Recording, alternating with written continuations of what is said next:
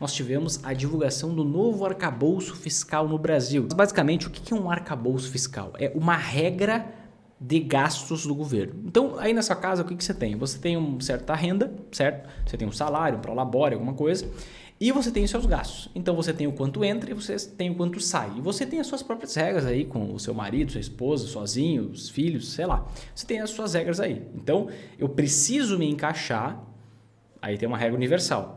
Eu preciso me encaixar dentro da minha renda. Ou seja, eu só posso gastar no máximo aquilo que eu recebo. Caso contrário, eu vou me endividar, né? E a gente tinha até então, vigente no Brasil, o teto de gastos. O que é o teto de gastos? O teto de gastos nada mais é do que um limite para os gastos, como o nome já diz claramente. E aí a gente teve com a PEC da transição, aquele rombo de 200 bilhões, a gente teve o fim do teto de gastos. Tá? E aí, desde o início aqui de 2023, se especulava sobre a nova regra financeira, digamos assim, que é o novo arcabouço fiscal, tecnicamente falando, para o Brasil.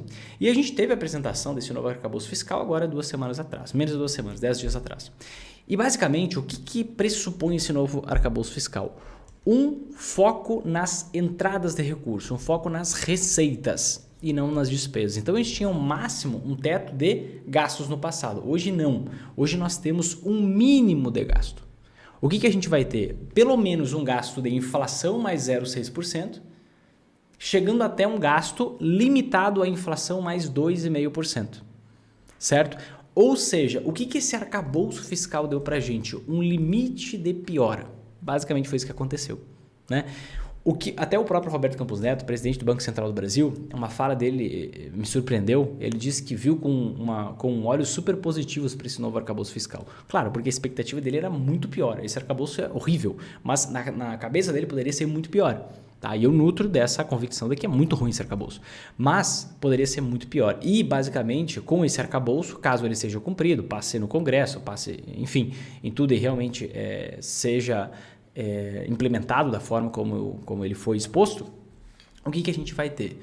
Um aumento de gastos no Brasil, claramente, certo? E a gente vai ter pelo menos uma não explosão do país. Ou seja, a gente não vai chegar num patamar onde a dívida pública vai se tornar insustentável, o que era o grande medo, o que era o grande temor da maioria dos economistas, dos investidores que tinham uma visão mais pessimista em relação ao Brasil. Como a gente tem um limite de piora, ou seja, um limite do aumento dos gastos, o mercado já vê como, poxa, pelo menos a gente tem uma previsibilidade do que vai acontecer. Ou seja, eu já sei qual é o pior cenário.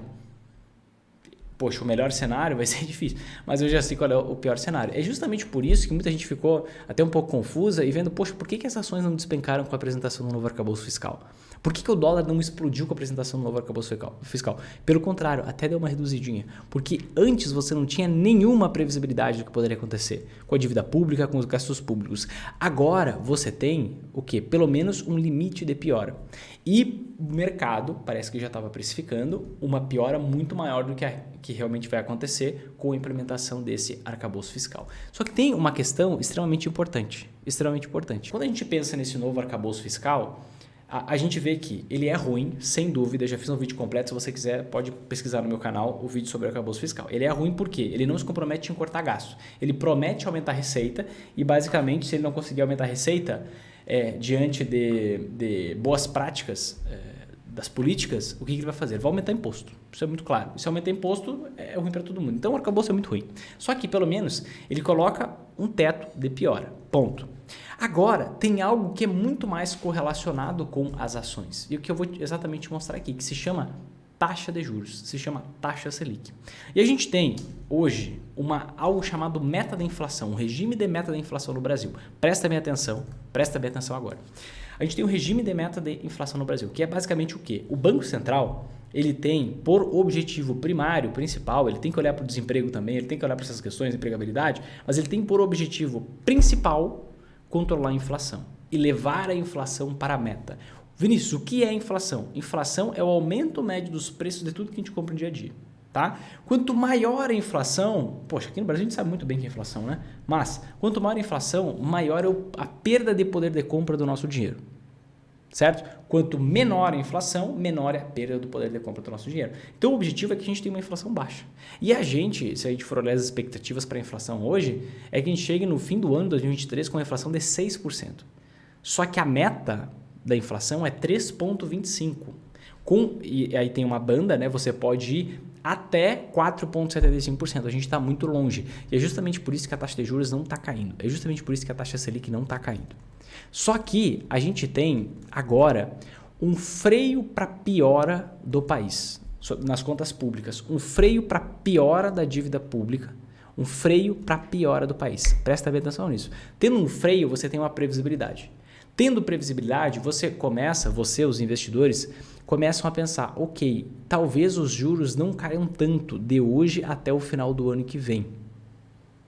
Mas em 2025, os juros vão cair. Não há dúvida em relação a isso. A taxa de juros vai cair. Por quê? Porque essa é a política do atual presidente. Ponto.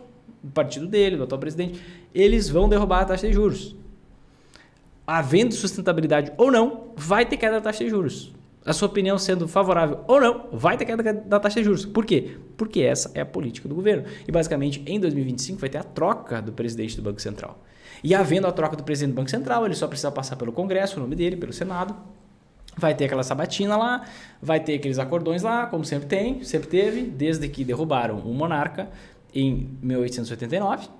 Né? É assim que funciona. E basicamente a gente vai ter o presidente do Banco Central e vai ter ali os diretores que vão derrubar a taxa de juros.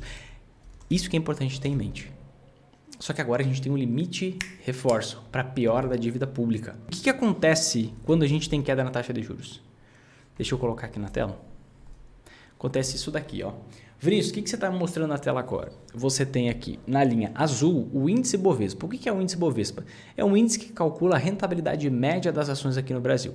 Então você tem essa linha azul indo para baixo, significa que as ações estão caindo. Quando você tem essa linha indo para cima, significa que os preços das ações estão subindo, estão se valorizando, tá?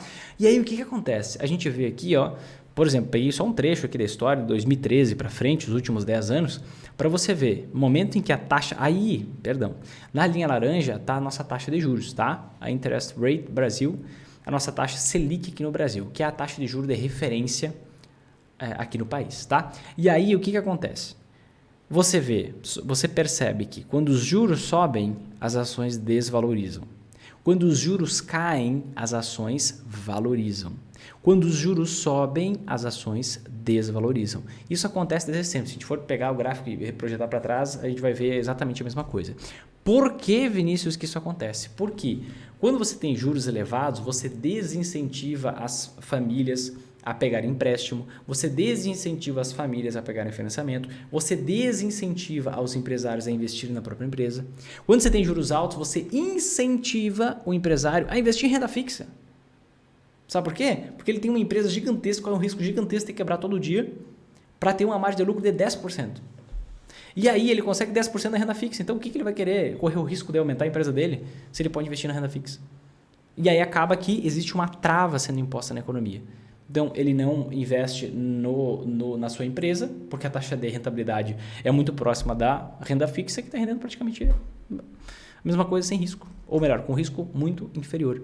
Então, como a gente tem um freio para piora da situação fiscal no Brasil, e eu tenho, tá? Como certo que a taxa de juros vai cair a partir de 2025, pelo menos, o que pode acontecer? Uma ambiência muito positiva para valorização nas ações do Brasil.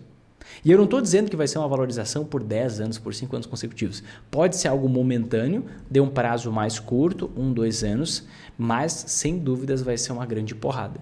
Quando, Vinícius? A partir de 2025, eu vou ficar de agora até lá esperando para ganhar dinheiro? Não, meu querido, não, minha querida. Sabe por quê? Porque o mercado ele antecipa os acontecimentos. Eu não sei se você já viu algum vídeo em 2023 falando sobre uma possibilidade de boom de alta nas ações. Eu costumo falar sobre algumas teses muito antes delas se materializarem. Uma dessas teses foi sobre a grande inflação que nós poderíamos ter. Eu fiz uma live sobre isso no final de 2020 e outra bem no início de 2021. E a gente foi ter aquela grande inflação lá no final de 2021. Então, a gente pode ter uma ambiência muito positiva para que tenha uma grande porrada de valorização nas ações. E aí você pode perguntar, Vinícius, mas como que a taxa de juros vai cair se a inflação está acima da meta? Muito simples. O próprio atual presidente e a sua galera ali estão querendo fazer o quê? Mudar a meta da inflação. Ah, Vinícius, o Congresso já disse que não quer mudar a meta da inflação. Pois é. Mas você sabe que tudo tem um preço nessa vida, quando a gente fala de Congresso, né? Eu acredito que a gente pode ter uma alteração sim na meta da inflação. É só você tirar uma barreira, que é, por exemplo, o presidente do Banco Central. É só você ir tirando barreira, pouco a pouco, devagar, não precisa ir muito rápido. Então você vê, poxa, pega esse ano, não vai conseguir cumprir a meta da inflação. Pega ano que vem, dá um jeito de não conseguir cumprir a meta da inflação. Contrasta com o mundo, que a inflação está mais elevada no mundo. Poxa, temos um novo ambiente econômico com menos globalização, que eu já falei muitas vezes por aqui. A inflação está mais alta no mundo inteiro, a gente vai quebrar todos os empregos. Cria-se uma narrativa e você consegue fazer a meta da inflação ir para baixo. Se a meta da inflação vai para baixo, você não precisa levar tantos juros, você pode derrubar os juros. Muito simples. É só você criar uma narrativa que convença. Só isso, tá? E aquele famoso toma lá da cá que a gente conhece muito bem. Quais são os riscos disso? Tá? Então, o que pode acontecer? Resumo. Cair a meta da inflação e, por isso, cair a taxa de juros. A gente abandonar a meta que a gente tem hoje, o que eu acho muito crível, tá? Mas pode ter um tiro saindo pela culatra, que é o que? A gente ter um grande boom de valorização nas ações, como a taxa de juros vai estar baixa, vai ter uma busca muito alta, certo? Por consumir, por pegar empréstimo, pegar financiamento e consumir, e isso pode gerar inflação e nos levar para um problema, semelhante ao que a gente teve em 2014, 15, 16. Entretanto, a gente pode ter uma ambiência muito positiva para 1, 2 anos de uma grande porrada nas ações. Se a gente for ver aqui o nível de valorização das ações quando a gente tem um ciclo de queda na taxa de juros, vamos pegar só o último ciclo aqui para você ver. Ó. Desde que, qual foi a porrada? Desde que a taxa de juros começou a cair, certo? Você teve uma valorização nas ações aqui que superou 100%, tá? Desde quando começou a queda de juros. Se você pega desde antes, quando o mercado começou a antecipar a queda de juros que viria posteriormente, você tem uma valorização aqui de mais de 200% do início do ciclo até o final do ciclo. Tá? 240% aproximadamente. Se você pega setores específicos, né? Vamos pegar aqui, sei lá, construtora, vou pegar Trisul, vou pegar a Ezetec. Elas variam muito com base na taxa de juros. Subiu os juros, elas despencam, normal. Mas se você pegar quando o juro está alto e vender quando o juro está bem mais baixo, você teve 1.400% de rentabilidade, você teve 700% de rentabilidade e assim por diante. Isso aqui são apenas exemplos. Exemplos para você ter em mente o potencial de valorização que a gente tem. Talvez seja sustentável, talvez não, depende do que isso vai gerar de inflação no futuro.